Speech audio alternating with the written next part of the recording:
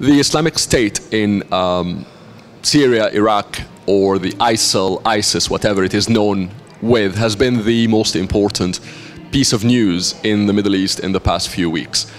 And I'll try here to tell you three things. Why it is especially dangerous and interesting, actually, two, its impact on the region and especially on the Eastern Mediterranean, and three, its future, as I think it will be. Why it is especially dangerous? One, because of the footprint, the land mass of this group. If you look at the map of this region, ISIS controls an area extending from West Iraq to East Syria. This is a huge land mass, larger than many European countries actually. This is the first time in Arabic and Islamic history that a jihadist group controls such a huge piece of land like that. Secondly is its nature. Unlike many of the jihadist groups that have been operating in the Middle East for many years, this group is very experienced. In other words, the fighters that fight for ISIS are very experienced from the wars in Syria, the war in Iraq. Some of them have been fighting in North Africa in different places, and they all came together to form ISIS or to operate under this banner called ISIS. And the fact that they are very experienced fighters makes them obviously very dangerous. Three, its economic infrastructure. ISIS is quite rich group. This organization, this group, whatever you call it, every single day has been generating about $1 million US every single day. That makes it obviously quite rich. And it's interesting to think why or how they generate that money. They have been relatively intelligent. When they controlled that piece of land, they did not try to go south to try to fight, if you'd like, the Jordanian army. They did not try to go south to fight the Israeli army. They even tried to avoid many times real fights with the Bashar al-Assad regime. What they tried to do is to control areas that has oil.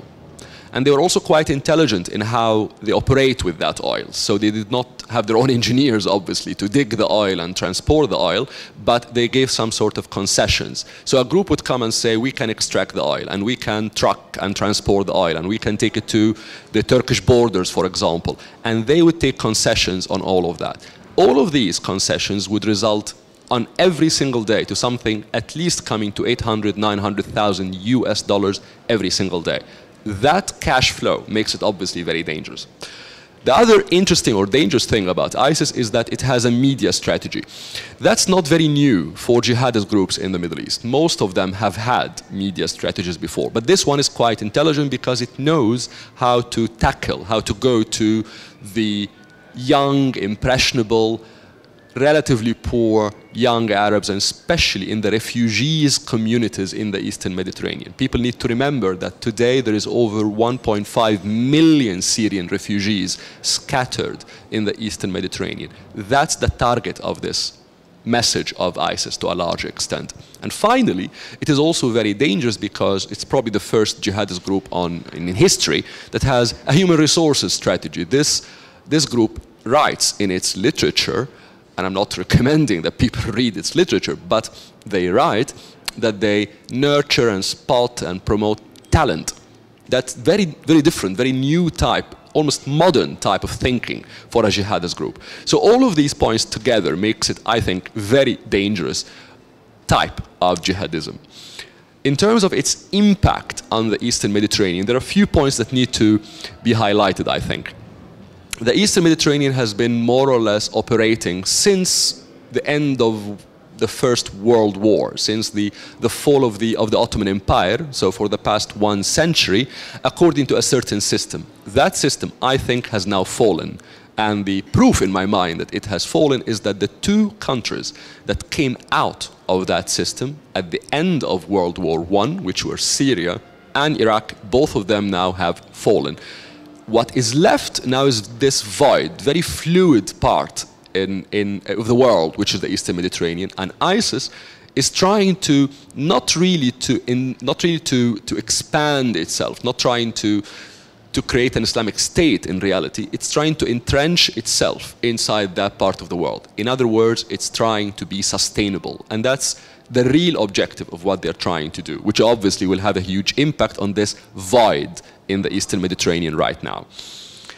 The other huge impact they will have on the region is an increase in sectarianism, as we have seen in Syria, as we have seen in Iraq in the past 10 years, as we are seeing now in the Gulf, in Yemen, in parts of North Africa. The idea of sectarian identity, Sunni, Christian Maronite, Shiite, Muslim, whatever it is becoming hugely important. And the rise of a very strong, assertive, jihadist Sunni form of Islam in the form of ISIS, of course, heightens that sectarianism, which is extremely dangerous. And I'm afraid we can see much more blood because of that.